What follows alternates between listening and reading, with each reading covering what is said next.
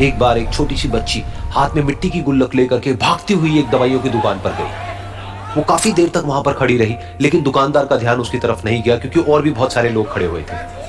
उसने दुकानदार को कई बार बुलाया, लेकिन वहां पर भीड़ इतनी थी कि दुकानदार का ध्यान उसकी तरफ गया ही नहीं।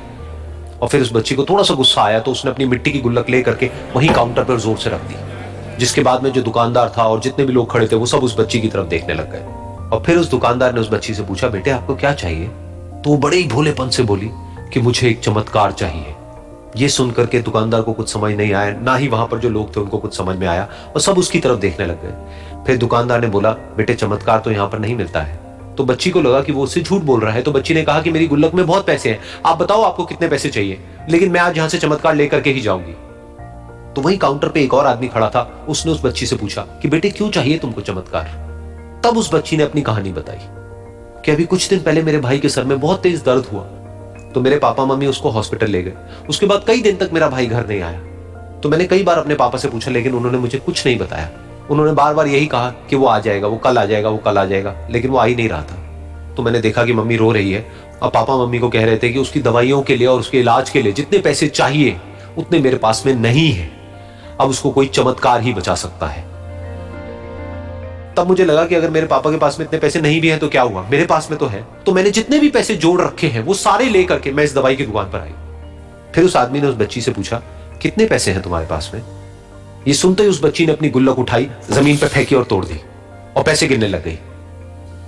बाकी सब लोग खड़े होकर के उसको देख रहे थे। थोड़ी देर बाद उसने सारे पैसे अपने हाथ में इकट्ठे किए और बोली, मेरे पास में पूरे 19 रुपए हैं। वो जो आदमी वहां पर खड़ा था वो थोड़ा सा मुस्कुराया और बोला कि अरे तुम्हारे पास में तो पूरे पैसे हैं, इतने का ही तो आता है चमत्कार। ये सुनकर के वो बच्ची बहुत खुश हो गई और बोली कि चलो मैं आपको अपने पापा से मिलवाती हूँ।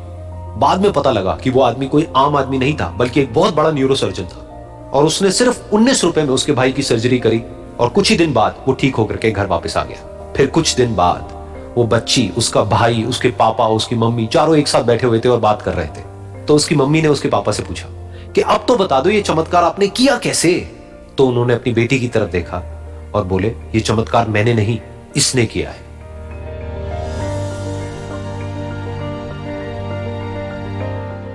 तो यहां पर एक बहुत बड़ी बात है जो हम उस छोटी सी बच्ची से सीख सकते हैं कि जिंदगी में कभी कभी ऐसा होता है कि हमको कोई रास्ता नजर नहीं आ रहा होता है और हम लोग हिम्मत हार जाते हैं। तब हमारे अंदर एक बच्चा होता है जो कोशिश करने से कभी भी पीछे नहीं हटता है। वो हार मानने को तैयार नहीं होता है क्योंकि उसको ना शब्द समझ नहीं आता है।